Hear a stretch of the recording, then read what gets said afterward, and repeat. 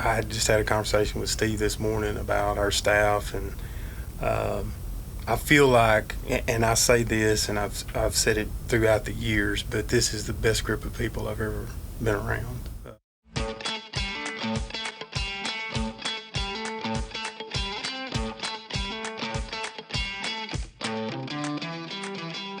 Welcome to SSR On Air. I'm Mike Rogers, your host for this monthly podcast brought to you by Smith Seckman Reed.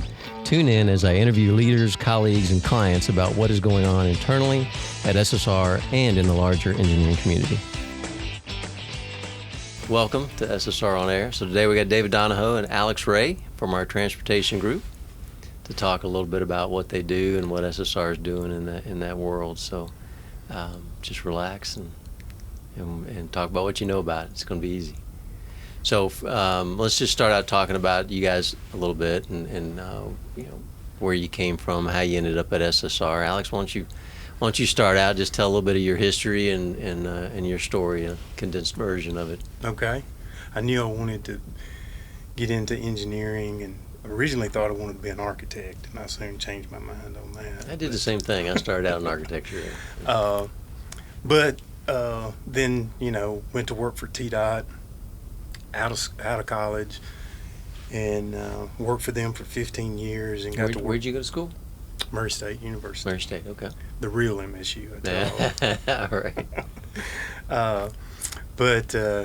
But yeah, I got out of college, went to work for TDOT in construction, and left and went to work for a contractor for a little while, doing some bidding and some different things that I typically wasn't used to. How long were you with TDOT? 15 years. 15, okay. 15 years. Worked for them for 6 months and enjoyed that, and they kind of went into a downturn, and so that didn't work out really well. But I got a call out of the blue from SSR, and the rest is history. Yeah. When was that? What year was that? 2005. Okay. The first CEI project that SSR had, they wanted me to lead and manage it. And my interview, I will never forget. They asked that this is going to be a new endeavor for us. We'd like for you to lead it, but we want for you to look at it like it's your business and grow it and make it your own. Yeah. And they've allowed me to do that, and couldn't be prouder of where we're at and how we've grown and the way we've grown and the support that I've gotten from all of SSR as well. So we should probably tell everybody what your role is here then. Probably skipped that part. Right? We did. The CEI director, construction engineering and inspection, and it's on the horizontal side, transportation projects, and TDOT is still my biggest client. Mm-hmm. I'm just working for them in a different role right now. So define CE&I for everybody. I know it's construction, engineering, inspection, but just briefly, what is that? I know that people hear that term all the time, and a lot of people don't really know what you guys are doing out in the field. Well, the name kind of lends itself. It's construction engineering. There's a lot of problem solving. Mm-hmm. We're out on the site every day, but we're out also managing that project from a client perspective, a TDOT or even a municipality. Mm-hmm. We're their eyes and ears on the construction project. We're kind of the go-between between the owner and the contractor. Yeah. And so we're problem solvers. We're doing a lot of administrative things. We're preparing the monthly cost estimates to get the contractor reimbursed. We're distributing shop drawings, answering RFIs, things like that that come through on top of the actual inspection. And then our inspection staff are on this project daily, and so they're literally watching as storm sewer is being placed or asphalt is going down. They're making sure that it's to to the plans and specifications that the owner has set forth. Yeah, so it's quality control, following plans and specs, but it's also quality control on materials, Exactly. and then verifying the progress that they're making, so pay apps and things like that, like Yes. you're saying. Testing is included in that as well. Yeah, and see, I think testing is something that most people think about when they see an eye. They say, "Oh, they're out there testing concrete, and they're doing slump tests all the time, right?" And I know that's just a small piece of what you're doing. It is. Yeah. It's working again for TDOT, and we're verifying that specified material, whether it be concrete or asphalt, is to their engineered standards, and so it's that aspect of it. But again, the problem solving, and I think that's what I enjoy the most about it, is where you can kind of bring your technical expertise and be able to answer questions and work with other stakeholders outside of TDOT or the contractor. It may be a utility involved, or the municipality, some of their local leaders, or whatever the case may be, that we actually have to sometimes answer their questions or kind of guide them along the construction process, because it's new to a lot of people, and they don't understand the details that are involved in it. Any project doesn't just fall out of the sky and it's complete and get done, right? So, on schedule. Exactly, and schedules are a big thing right now. So yeah, no doubt about it. Okay, well, we'll come back to some more of that for sure. So David, with the gray hair, as you mentioned earlier, Or white. Yeah, or white. You've been around a little while, and I want you to tell us about your time before here, and kind of where your background comes from, and how you ended up where you are and what you're doing. I guess the first thing I'd say is be careful getting a summer job. So, Right. Got a summer job in 1976 out of high school with the TDOT survey crew Okay. in Macon County, out surveying roads. It was very interesting, and at that time, undecided what I was going to do in college. I knew it was going to be engineering or math, something related, so that pushed me to civil engineering.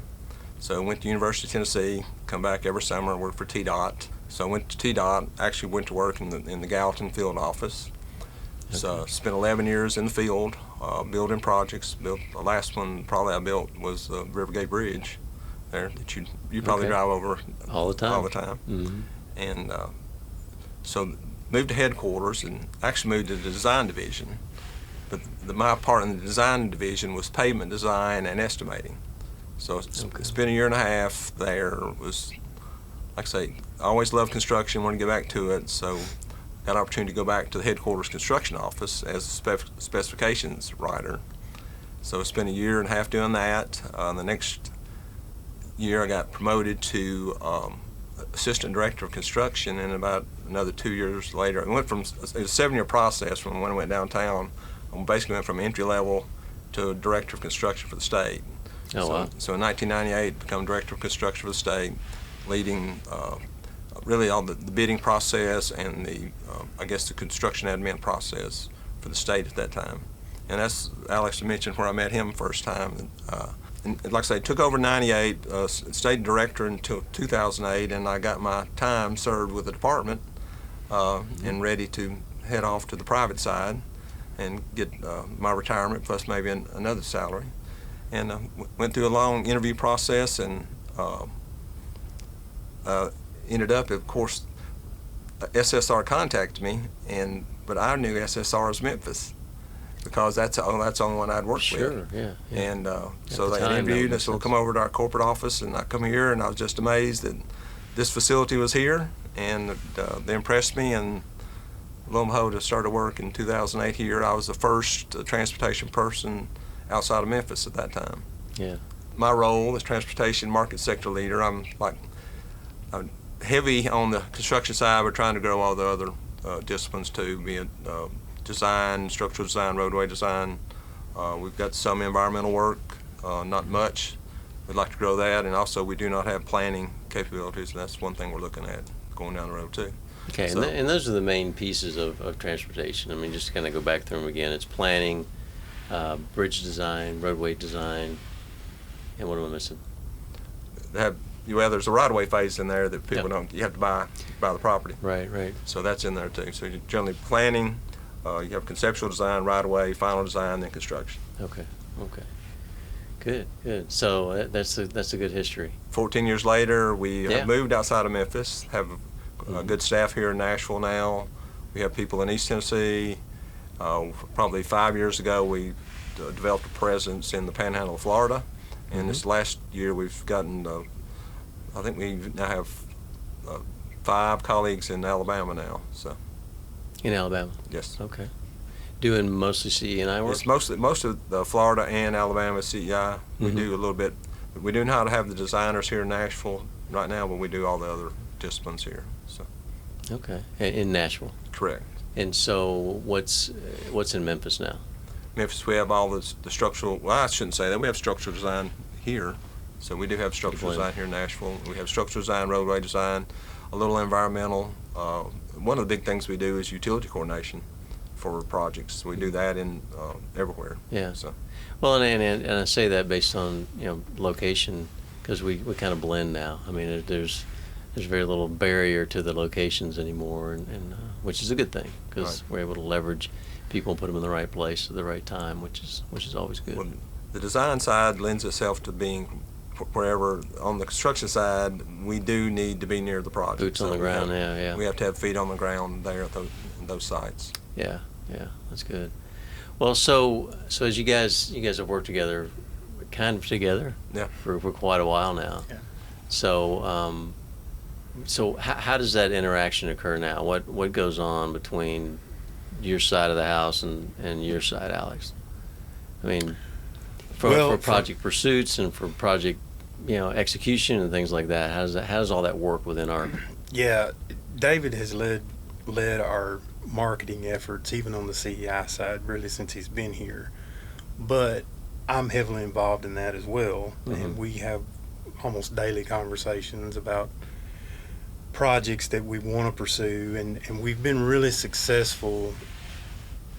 Our history shows that when we know about a project far enough out in advance and really target that project and start marketing ourselves to that client or that owner, and trying to find as many details and the pitfalls, so to speak, of that project, we've been really successful in winning those. And that goes from the 4240 project in Memphis that at the time was the largest project that TDOT had ever done, to some of the ones here in the Nashville area as well, Gallatin, some of our other TDOT projects. We've targeted those, and we've been really successful of winning them, and I'm proud of that fact too. And so David and I, we bounce ideas about whether we can logistically handle a project, if we've got the staff to handle it,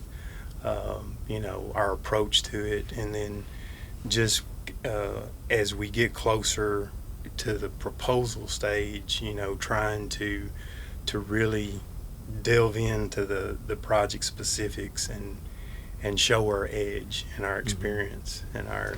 So the project positioning. I mean, I think this is important stuff that not that people think that this stuff just is laying there on the sidewalk. We go pick it up and here's a project, right? I don't think people think that, but I don't know that they understand the complexity of winning some of these projects and how much effort you guys put into it, like a lot of our groups put into it. It's positioning, it's strategy, it's relationships, it's also bringing. Could be teaming as well. Teaming? That's one of the things we do is we go out and we look at the list of available consultants we think might be good for a project, what strengths they would bring to the team, location might be it, and personnel may be that. So we'll look at that, we'll sit there and weigh out the teaming, then we'll actually go do that in our proposal and then sell our team back to our whichever client it may be. Right, right. So the teaming has been very good. Some states don't do that as much as others, but in Tennessee it's worked well. Yeah, so let's talk about some of the other states, and just the question is why? Why are we in Alabama? Why are we in Florida? Where are we going next? What's the big picture? Okay, We go where the work. Go where the work is. And, Just- and I guess the question for me is, why Alabama, why Florida? Is that where the dollars are flowing at Well, this point? I'll give you a little insight on that. Is Tennessee does probably their total budget is like construction budget. It's probably about 1.3 billion a year. Florida's is approaching 10 billion a year. So that's the reason to go to Florida. Mm-hmm. Texas is very similar to that. Texas has a very robust budget as well. The infrastructure funding just passed. The new infrastructure bill just passed. Mm-hmm. Tennessee is going to get additional $350 million annually. Florida is going to get additional $700 million annually, and Texas is going to get $1.8 billion additionally annually. So Now, those dollars earmarked for anything specific? they're Just here, transportation. there are programs within it, and there's like 5 different programs in it, and there's some new programs that the DOTs do not know what they are yet. Mhm. Resiliency, and I forgot one of the others, but there's some that have to be a little bit better defined for them. But they're not earmarked per se, but they have to go into these buckets to address issues within those buckets. And it's infrastructure as a whole. It's infrastructure, Yeah. yes. And it could be Could be water. multiple things. It Could be could water. be charging stations. No, that's what I'm talking about is just Just the transportation. transportation, okay. Yeah. So this is not infrastructure broad, this is infrastructure and transportation, but it can relate to transportation by being electrical grid Correct. issues. It with could be charging stations in Yeah. rest areas or Okay. new charging stations. A lot of it is electric vehicle focused. So. Electrification of it all, yeah. Mhm. Yeah, But and you mentioned why Alabama. Well, Alabama's in between Tennessee and Florida, and Mhm. if we get an opportunity to hire someone, it made sense. And the Alabama market's not quite as strong as Tennessee. It's a little bit less than that, but they're going to get an additional $300 million with the new funding too. So they're a good market. Yeah. And we just felt like it needed to fill in the gap. All right, so let's back up a little bit and talk about some of the folks that you guys work with, and kind of where we're heading. Some of the younger people and people coming up through the ranks. What gets you excited about that? What's going on there? Let's start off with Memphis. We've got. I just had a conversation with Steve this morning about our staff, and I feel like, and I say this, and I've said it throughout the years, but this is the best group of people I've ever been around. Still got a lot of good friends and had a lot of good training at TDOT, and work with them. But as far as a group of people that I'm having to manage, the dedication, the education, the just overall great attitude that they have. Yeah. It's been refreshing, and really I look back and we've had very few what I would consider personnel issues through the years, and that's been we've taken our time. Anytime we bring additional staff on, we've always had the mindset we don't want to, as some other consultants and other, they hire up, and then as soon as the project's over, they let people go. And I didn't want my model and my idea of my sector of the business operating that way. And they've allowed us to do that, and allowed me to do that. And so we're very purposeful in who we hire, and it's worked out great for us. And we have very low turnover. Our people are loyal, and the repeat work that we're getting, and we do get a lot of repeat work. That's not me and David anymore.